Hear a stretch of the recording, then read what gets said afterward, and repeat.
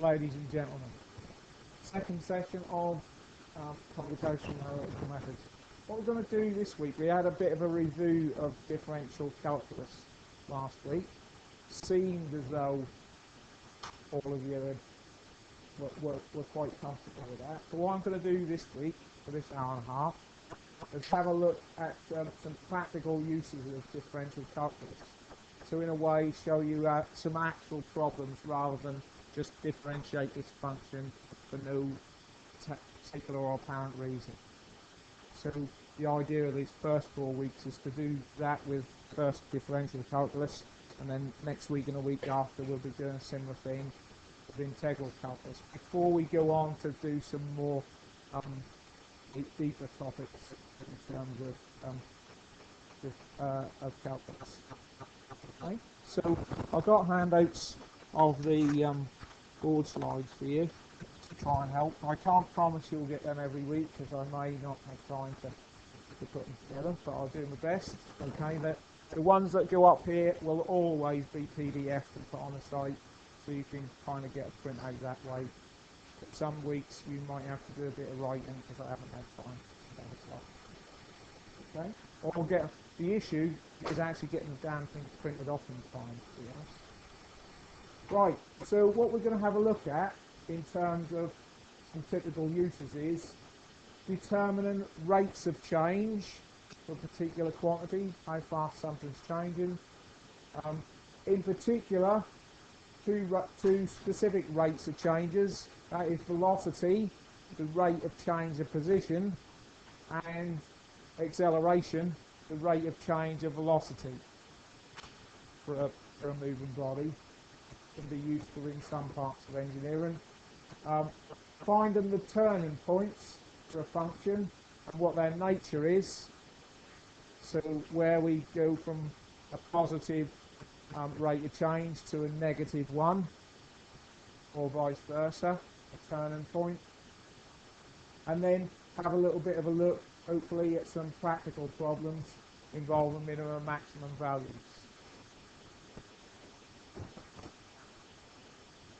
So, rates of change.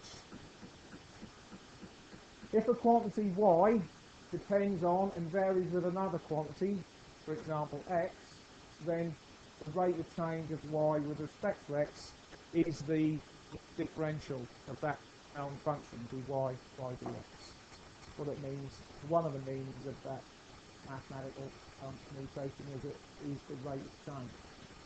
So other examples, we might have the rate of change of pressure with respect to height in terms of a tank.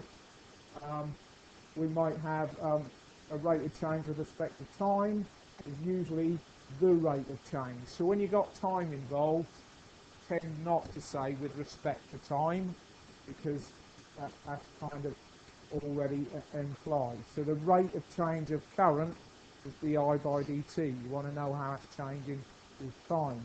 Rate of change of temperature would normally be against the variable time. Okay. So we'll wade right in and have a look at an example. Length L meters of a certain metal rod at temperature 30 degrees C is given by that function there, and I'm not going to read it out. Determine the rate of change of length in millimeters per degree C, and the temperature is A 100 degrees C and B 400 degrees C. So how do we go about solving that problem? What do we need to do?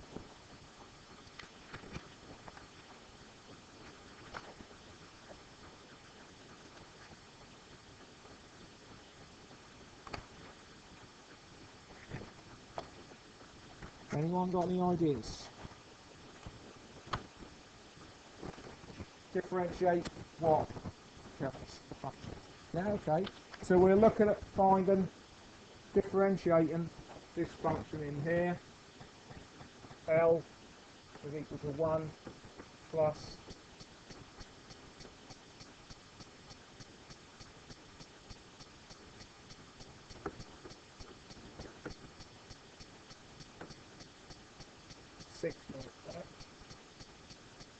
4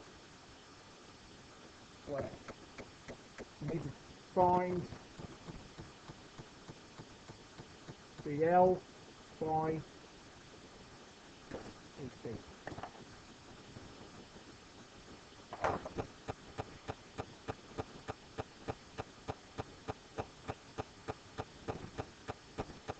So what we got? What happens to the constant 1 when we differentiate it? It disappears, yeah. What happens to this linear part of this function? What does that become? Sorry? It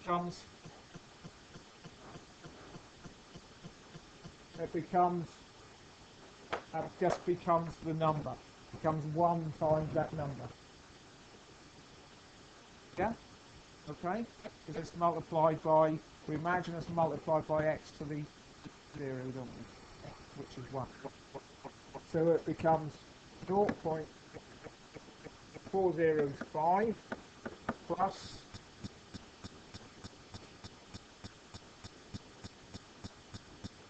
0.6 zeros and 8. Yeah, because the 2 comes down, multiplies that by 2, and we take 1 off the.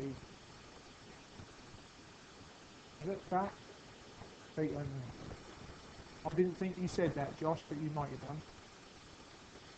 Okay, so that's now an expression for the rate of change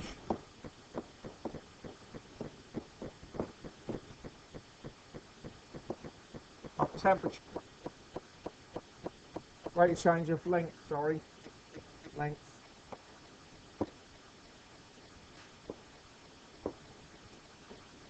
With respect to temperature. So now, how do we solve the 2 problems we were asked? What the rate of change is at 100 degrees C and what the rate of change is at 400 degrees C. For the theta, yeah? So that's all we do. Do I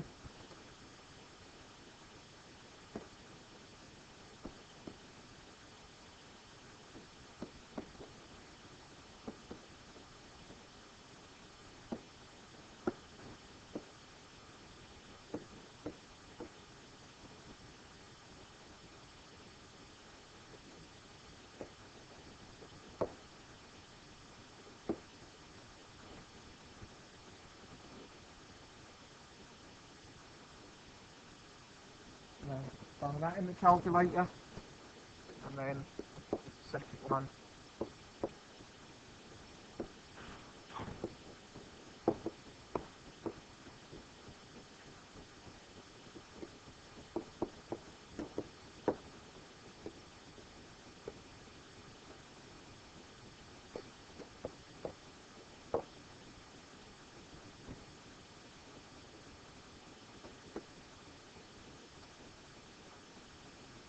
Answers are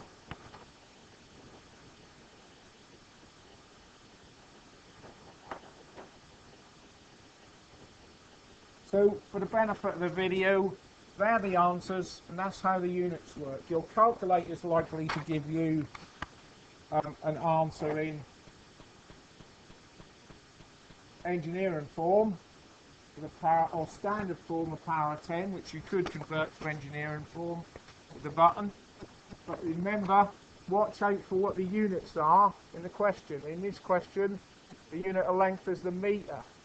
The expression is how much the rate of change in metres per degree C. So your answer is going to be in metres per degree C, which looks like a small number. And then there's the conversion to the much smaller unit, multiplied by 1,000 to go from metres to millimetres. Yeah.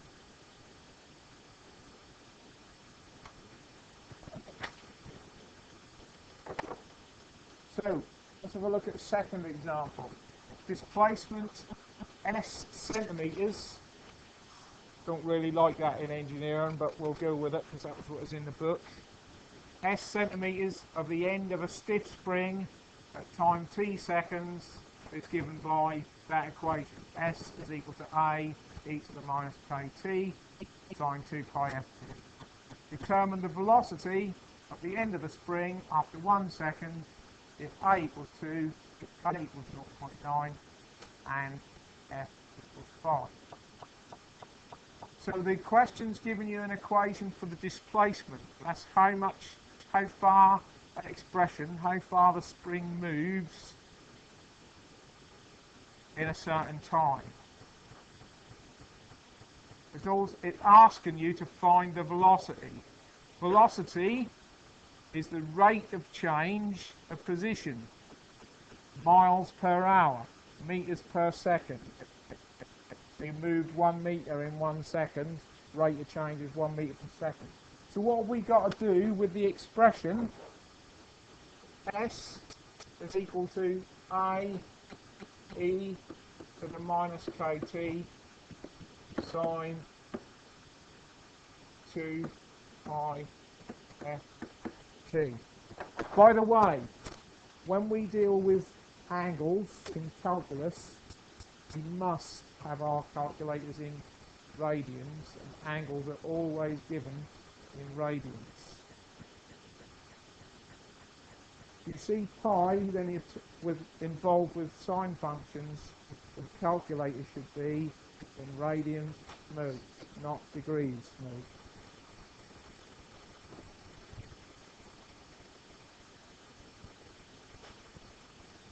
So what have we got to do with that function? We've got to differentiate it. We've got to find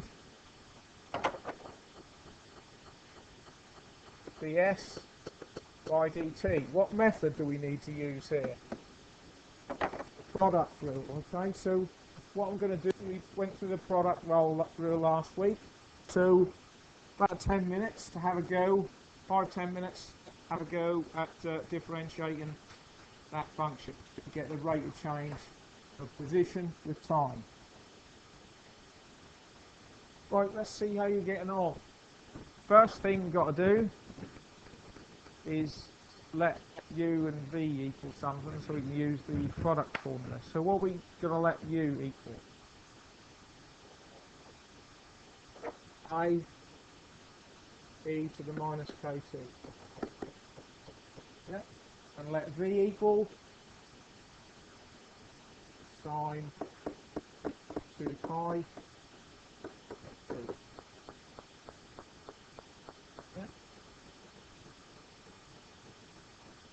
So then we've got to differentiate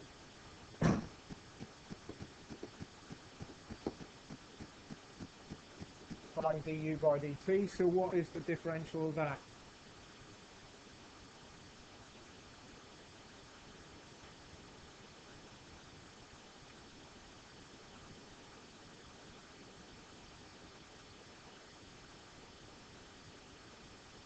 Minus k t a e to the minus k t.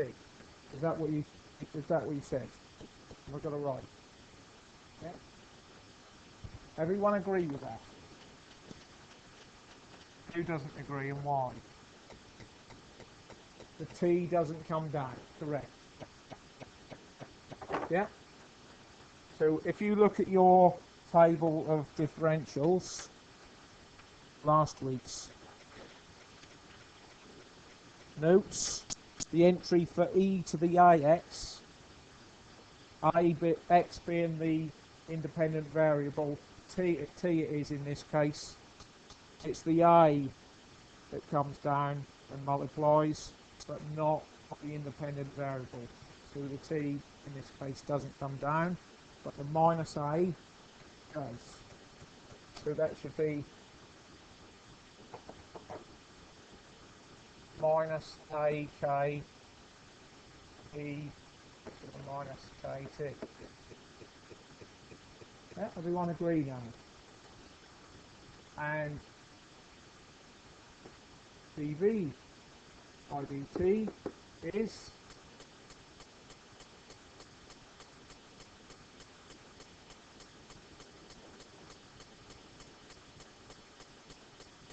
2 pi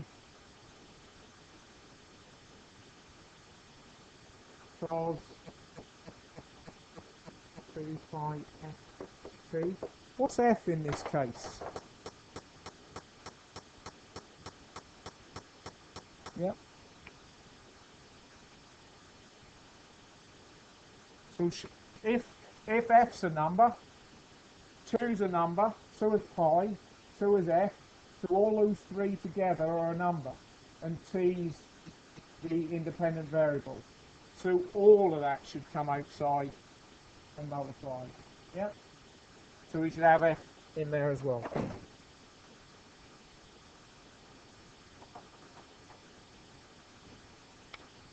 Okay. Then we just use the product rule formula. ds by dt is equal to v du by dt plus u dv by dt. Have I got that the right way round? It doesn't actually matter with the product rule because you add them together. So we've got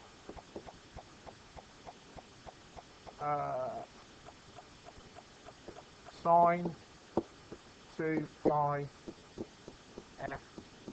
ft times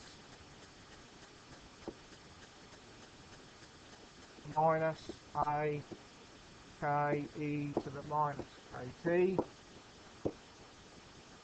plus, get a bit up, this is a little bit unwieldy, this one, don't really matter.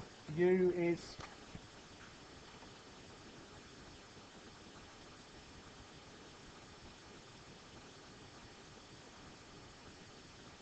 I e to the minus kt, that's multiplied by dv by dt, which is 2 pi f cos 2 pi t.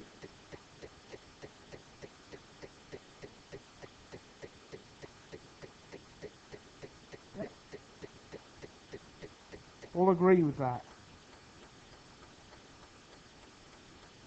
Would you attempt to try and simplify that at all? Probably not. Don't think it will. Okay. So now what we've got to do is extract the other numbers from the question, plug them into that formula for the rate of change, for the displacement, rate of change of displacement, and see if we can find the velocity at the end of the spring after 1 second. So we're talking about, from the question, t equals 1 second, I equals 2,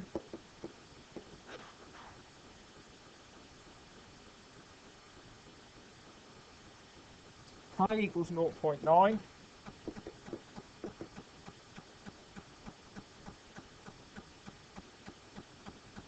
and f equals 5. Any idea what these ones are? What's f? We're going to pull this spring and that's going to bounce up and down. What's f? Frequency, yeah?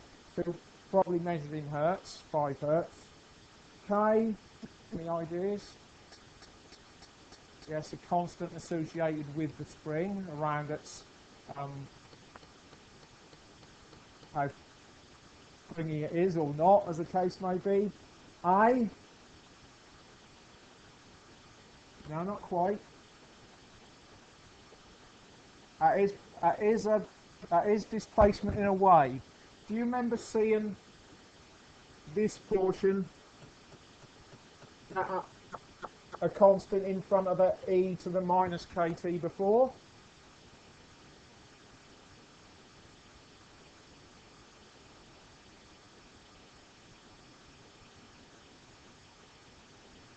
Capacitors, yeah, and that bit might be the maximum voltage, and that gives how it decays away with time, yeah, because this spring, if you're going to compress it and then let it go, it's going to bounce for a period of time as the oscillations are going to decay away after time, yeah. If we graph this motion, we'd have a sine wave, but it would gradually reduce to nothing over time. Yep. Frequency would be 5 Hertz. And that, the A there, would be the maximum displacement when you put, so it would be how far you pushed it in the first place. In this case, 2 centimeters. Right, so we're going to plug those numbers into that formula. Okay, and find out what the velocity at the end of that spring after 1 second. So, just for the benefit of the video, we're looking to find the velocity of a spring that's effectively bouncing. The end of it is in centimeters per second. We use the product rule here to differentiate the function given. Comes out with something that looks quite unwieldy. Certainly it does on this board, but then simplifies a little bit when we plug in the numbers we want to use. We do all of that, plug that in the calculator, and we came out with a result 25.5 centimeters per second. So if you're watching the video revising come May, that's what we do.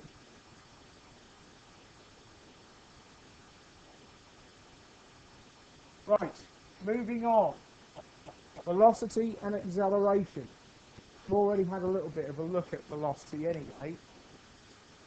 But when a car moves at this x meters in a time t seconds along a straight road, if the velocity v is constant, then v equals x over t meters per second.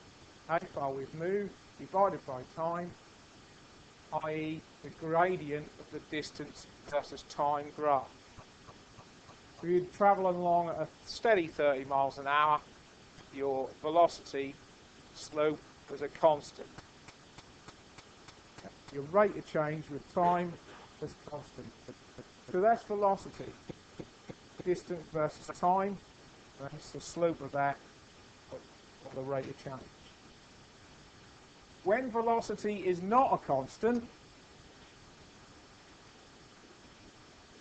okay, and if that graph carried on, we'd end up doing quite some speed after not very much more time. More likely with a car, it's going to go the other way. It's going to tail off. It's going to be a bit like that, the exponential charge of a capacitor to a limit, the limit and speed of your car. Anyway, if velocity of the car is not constant, then the distance time graph won't be a straight line. It may be like that shown.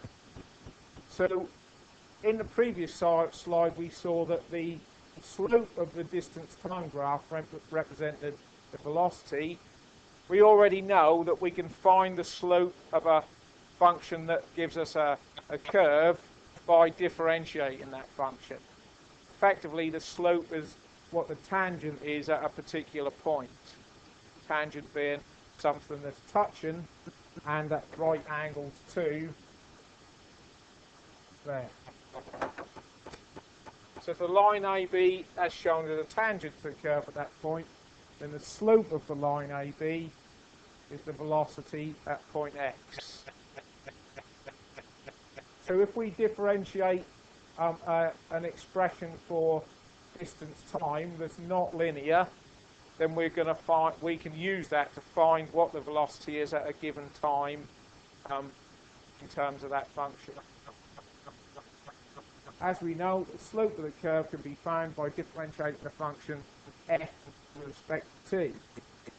So if an expression for distance is known, in terms of time, then the velocity can be found by differentiating that expression.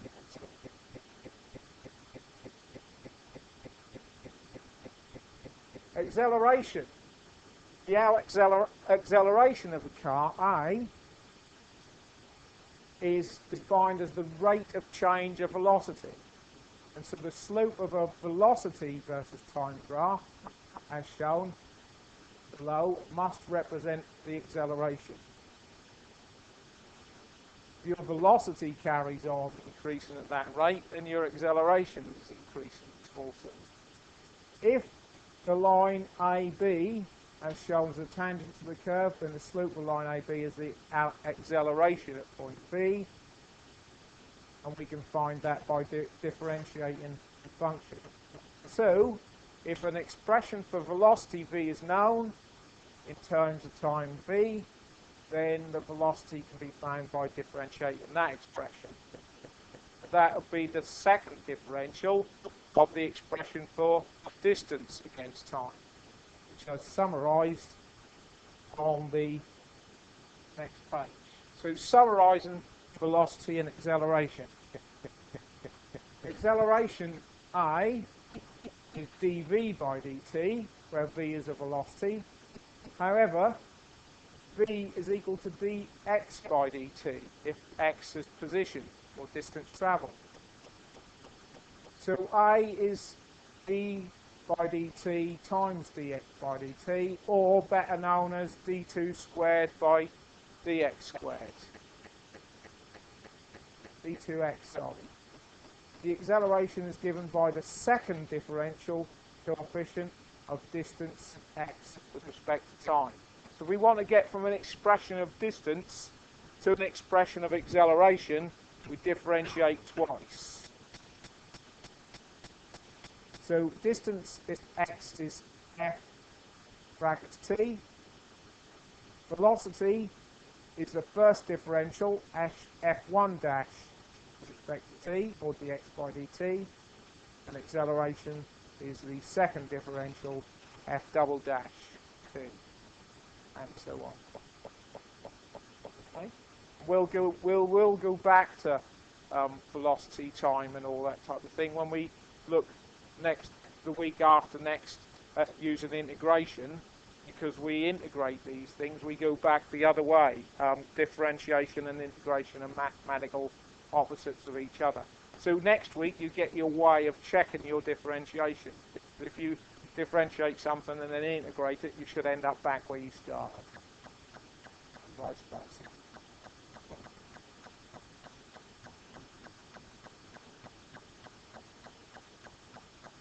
So, have a look at that, have a go at that example. Angular displacement, theta radians, of a flywheel varies with time t seconds and follows the equation theta is equal to 9t squared minus 2t cubed. Determine A, the angular velocity and acceleration of the flywheel at time t equals second, and B, the time when the angular acceleration is 0. So have a go at that problem. Right, guys, let's have a go at putting this down then. What we got first for A part. Velocity is equal to.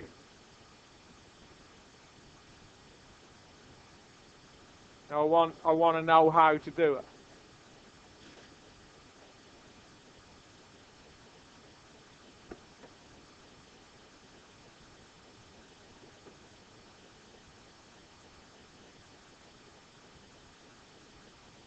Which is, we got 9t squared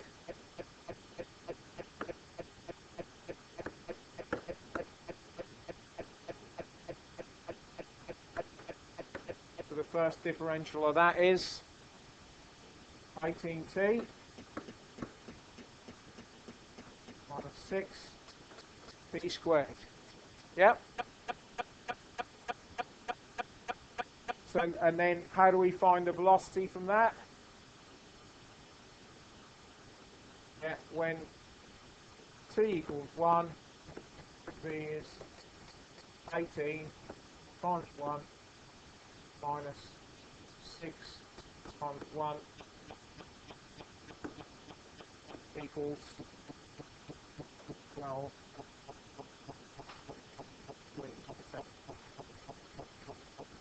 rads per second, right?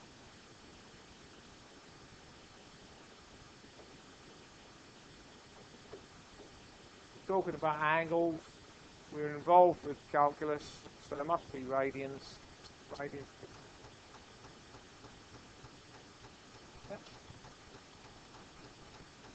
And then acceleration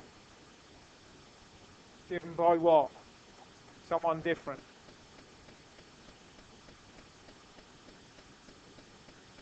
Differentiate it again, so we find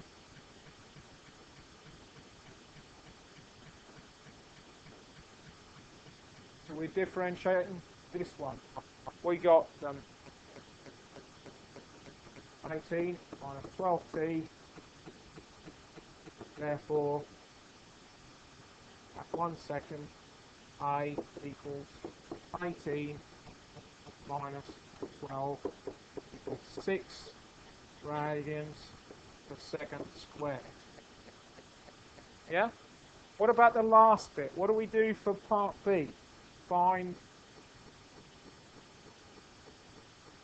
t when I is equal to 0. What do we need to do? Yeah, we go 18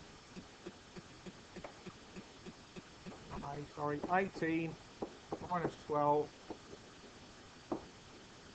t equals 0. And rearrange that. How do we go about doing that?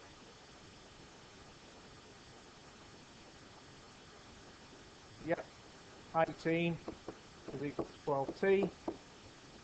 T 18 over 12 equals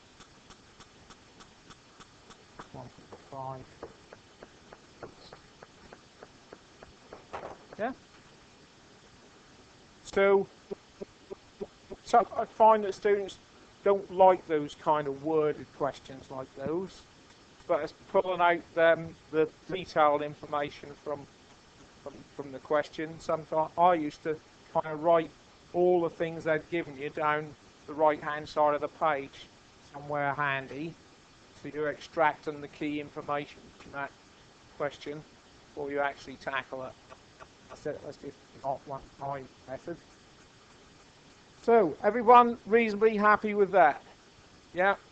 So velocity first differential, acceleration is the second differential.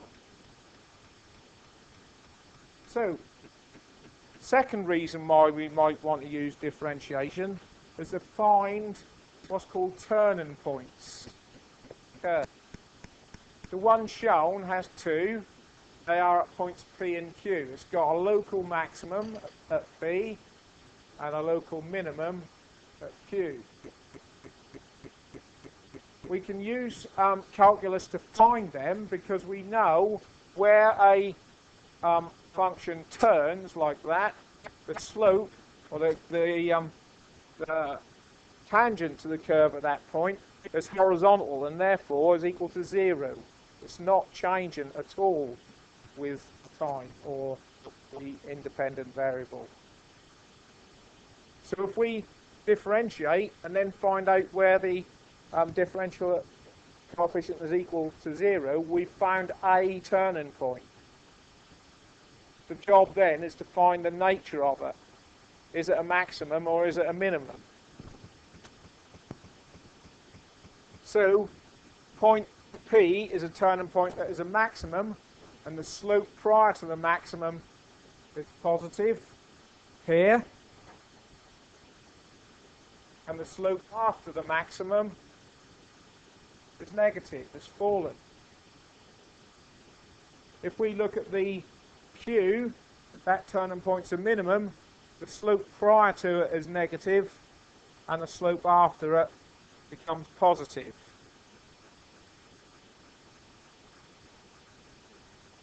So we look first for the points or values of the independent variable where the differential is equal to 0, And then we need a way to find out what the nature of that turning point is.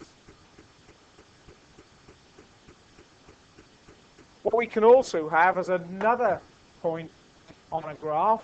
They come up when you have can come up with cubic and higher polynomial functions, and that's a point of inflection where we have a brief or one point where the rate of change is 0 and then the slope goes back in the same direction as it was. So that's the third different type of point we could have, but, and could also find by using the differential equal to 0 method. So there's three possible things that a turning point or a point of interest could be, and that's a maximum, minimum, or a point of inflection.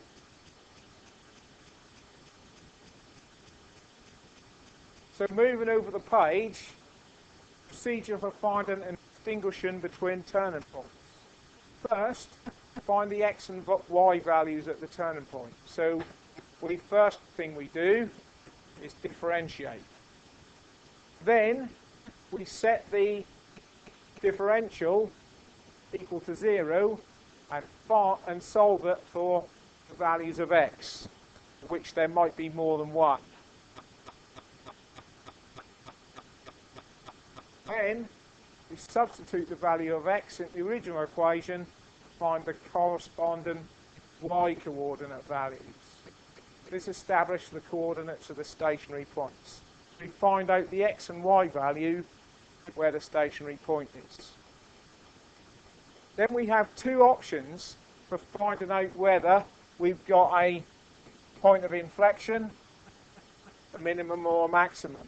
We can determine the sign of the gradient of the curve just before and after the stationary points. So we look at what the gradient is equal to either side of the determined stationary point. And if we go from positive to negative, we know it's a maximum. We're going up. We hit a stationary. We come back down the other side. So we're gone from a positive gradient to a negative one.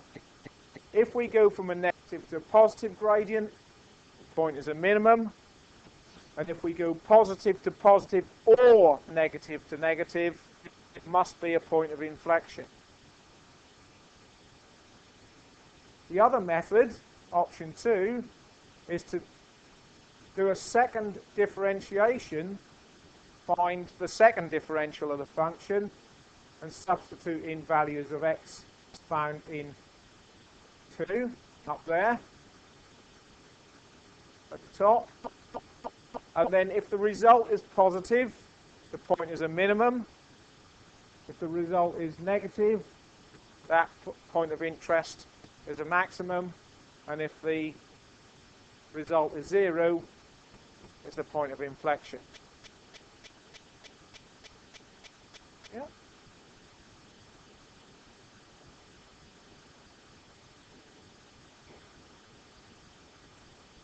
So that's the method of finding local maximum, minimum, and points of inflection.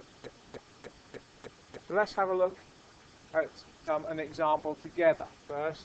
Find the maximum and minimum values for the curve y equals x cubed minus 3x plus 5. Firstly, examining the gradient either side of the turning points, and secondly, determining the sign of the second derivative. So first of all, what do we need to do? We need to find the values of the maximum and minimum points. What's the first thing we need to do?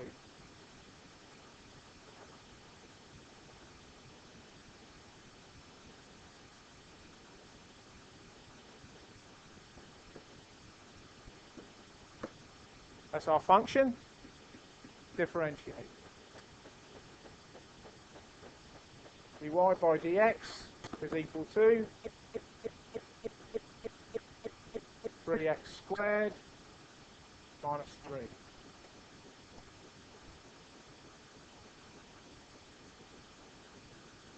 Now what do we want to do?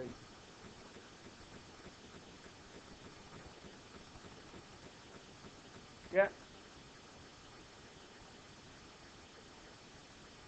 At turning point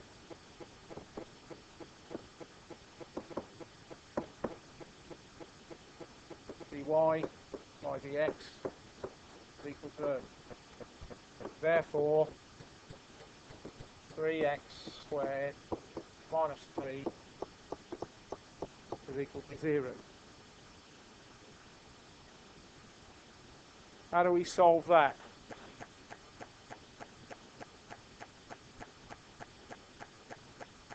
Sorry? Add 3. What type of equation is that? Quadratic. So what methods do you know for solving quadratic equations like that? Sorry? Factorising. Can we factorise that then?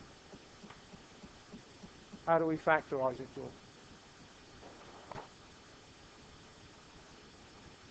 Brackets. Have a go if that's the way. So, there's my two brackets. What do I put in them?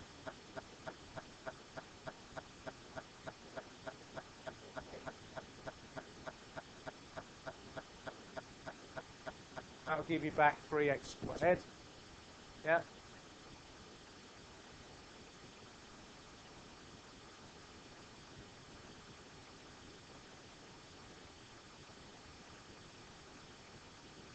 Any ideas? We've got to have two numbers that multiply together to make minus 3.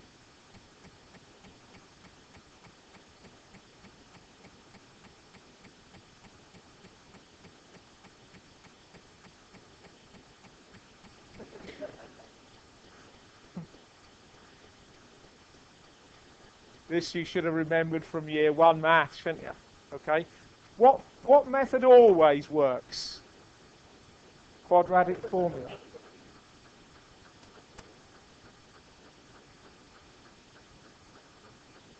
Quadratic formula is then, Sophie? X equals minus b plus or minus b squared 4ac over 2a. Oh, if there is roots, that'll always find them.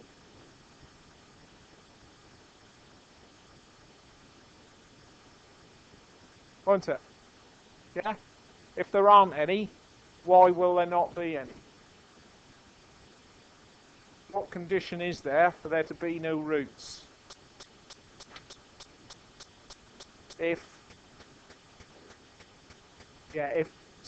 And that will be if 4a c is bigger than b squared, won't it? Yeah. There's no real roots to that quadratic. So we put the numbers in there. X equals minus b, which is b in this case. No, there's no term in just x. It's plus or minus square root of b squared. None squared is none. So that's what they've done with this example.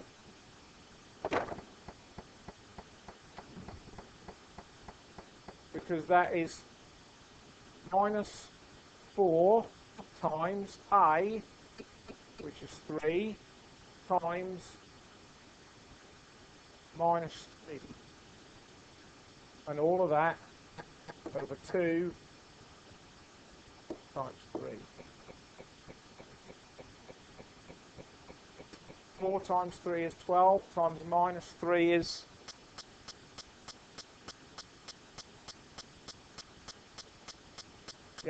minus 36. Naught minus 36 is plus 36. Yeah, so it does work out. It's minus none plus or minus the square root of 36 over 6.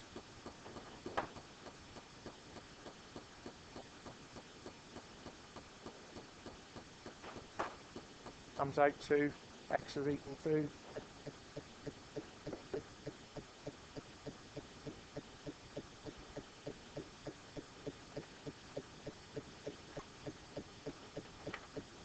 square root of 36 is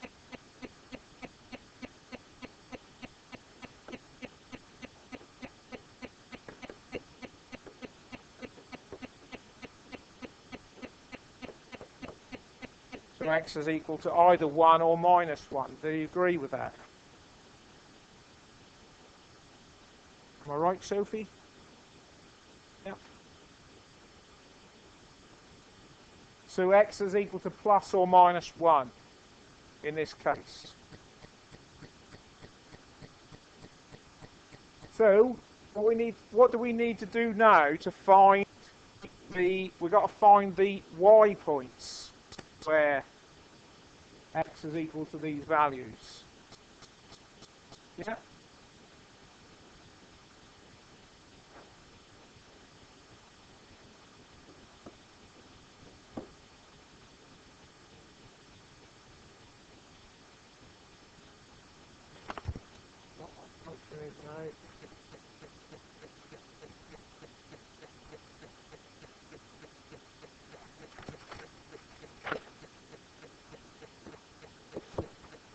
Y is equal to 1 cubed minus 3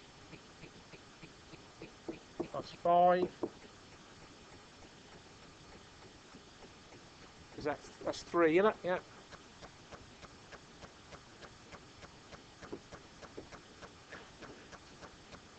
When x is minus 1,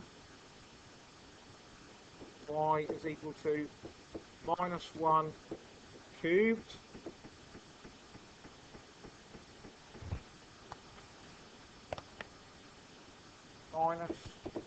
minus 3 plus 5.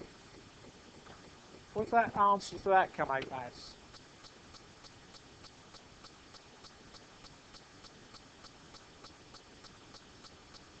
7? Correct. So we've got coordinates of turning points at x is equal to 1, y is equal to 3, and we've got another turning point at x is equal to minus 1, y is equal to 7. Yeah? So, right of Josh, that side of the table, find out which one's whether they're minimums or maximums using looking at either side, the gradient either side. This side of the table, find out whether they're minimum or maximum by second differential method.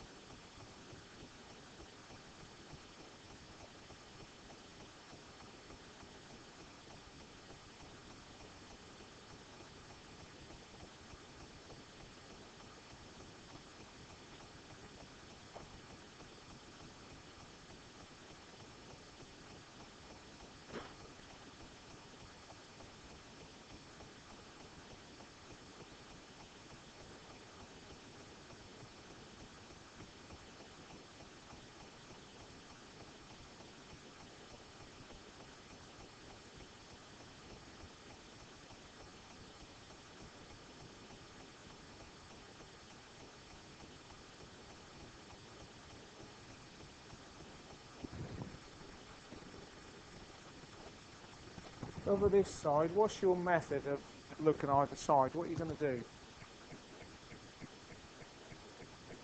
Just a small amount either side, like 0.1 or something either side. Yeah. If you go, you have to be careful with a whole one. You need to be aware of. You might go beyond another. You might go too far. You might go beyond another turning point in some functions. So it should be just a small amount. Set x to equal just slightly more and slightly less than the value at that turning point. So where x is 1, go. In this case, I'd go x is equal to 1.1 and x is equal to 0.9, and then do the same with the negative one. Find what the slope is either side.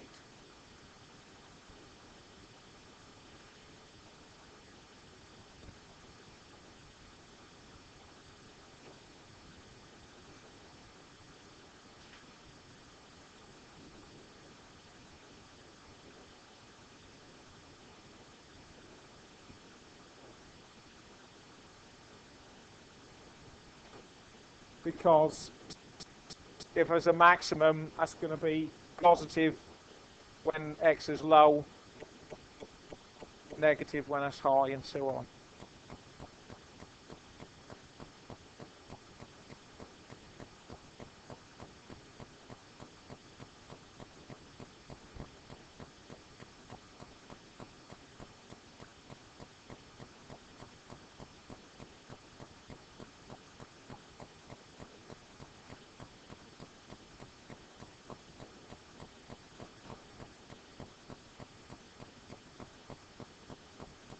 Yeah, you're testing for maximum or minimum by examining the gradient either side. They're determining whether they're maximum or minimum by use of second derivative. Yep.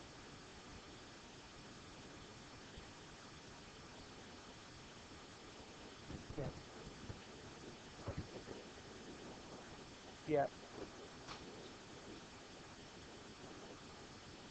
Yeah, before, so that's positive, yeah, but at the moment you don't know, at the moment you know before this turning point you've got a positive rate of change, so the curve before this turning point is rising. The trouble is, if you don't look at this side, it could be a maximum, but it could be a point of inflection. If it does that, then the gradient is going to be positive there as well. So you have to test both sides. Okay, so you put a slightly smaller, if you put a higher value in, if you put a higher value in, that's after then. So you've looked this side and that's rising. So we're looking at a possible minimum or a point of inflection. Yeah. Okay.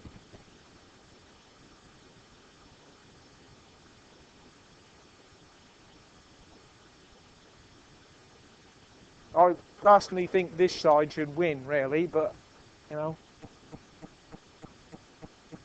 by a country mile because it's to do. But if the second differentiation was tricky, remember that one we done with all the sine and cosine in? Do you want to differentiate that function again?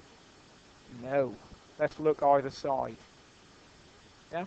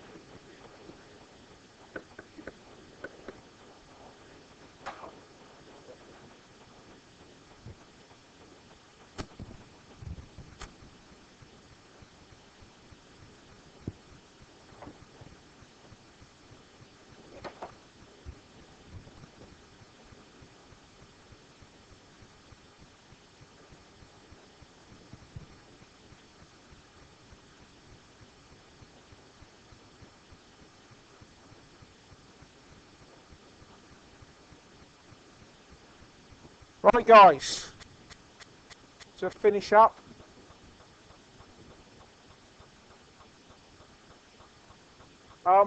so method by examining either side. Boys over this side have done that method. What have we done? We'll just do one of these. We'll just do this one, where x is 1 and y is 3. So what would you do? We've differentiated the function here. So we need to look just before. What values have you tried? X is equal to 0. What? 1.1. 1.1. So dy by dx is equal to 3 times 0.1 squared minus 3 equals 1.1. Yes, sorry. 1.1. The result of that is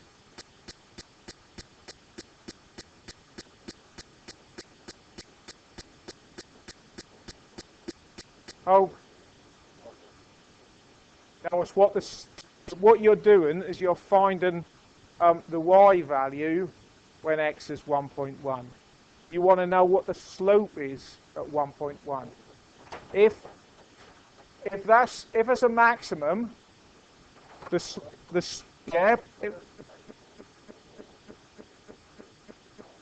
I can see what you're saying. Is it lower before and after, or is it higher before? You could use that method. Yep, I kind of understand where you're going there. If you find the value of y before and after, if both of them are smaller than what it is at the turning point, then you've got a maximum. If that's larger, you've got a minimum. And if it goes from smaller to larger, or larger to smaller, you've got a point of inflection. So you could do that. But plugging it into the differential is saying, is the slope positive before and negative after? Or negative before and positive after? Or it could be positive, positive, or negative, negative, for those two different types of points of inflection. So using this method, what does that calculate out to?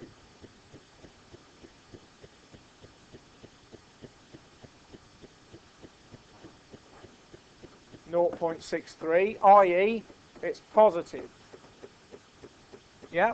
So that's after so what that means is we could be looking at a minimum or a point of inflection at this stage.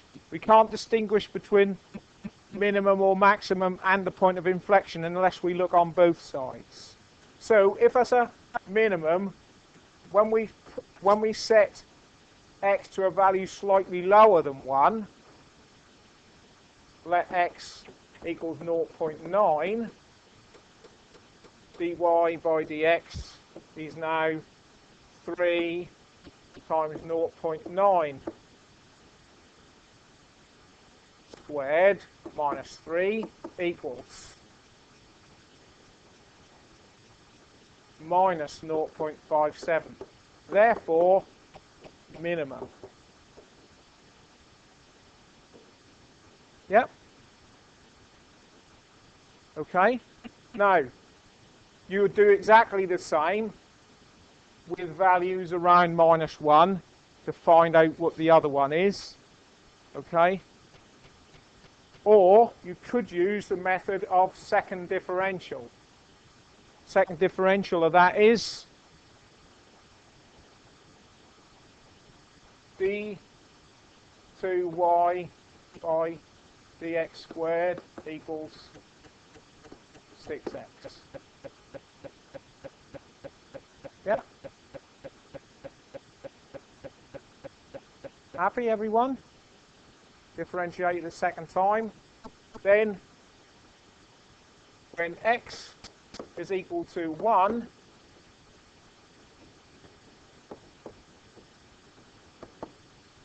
six times 1 equals 6. It's positive, therefore when the second differential is positive, what do the instructions say? The minimum, which matches with what the other guys got. Yep. When x is equal to minus 1, d2y by dx squared is equal to 6 times minus 1 equals minus 6 minus VE, therefore maximum. So in this particular case, because the function is relatively easy to differentiate, then the second differential method of finding, determining the nature of the points is definitely the quickest. If we went back to that example with all the sines and cosines in, and that was just the first differentiation of that function, would you want to go and try differentiating that again? Probably no. You'd be more happy plugging these numbers in and finding out what the slope was either side. Okay? And just to show you that finally you are right, I'm going to bring a link with me next week that you can actually get autograph to put on your own machines, because we will be using it. But also there's this online calculator, Desmos, and you can set up an account so you can actually save your graphs and functions. And I've just put in that function y is x cubed minus 3x plus 5 in there, and you can see there that you've got your turning points at x is 1, y is 3, and also x is minus 1 and y is 7. Yeah?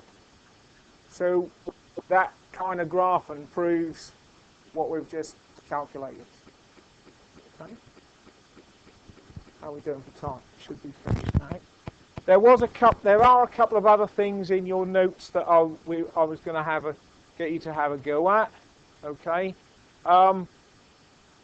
What I would suggest is you use those as a way of practicing these techniques between now and next week, and then what we're going to be moving on to next week is integration. Might be that we have a little bit of spare time next week. I have a feeling the topic's a little bit shorter, but we'll see. Okay.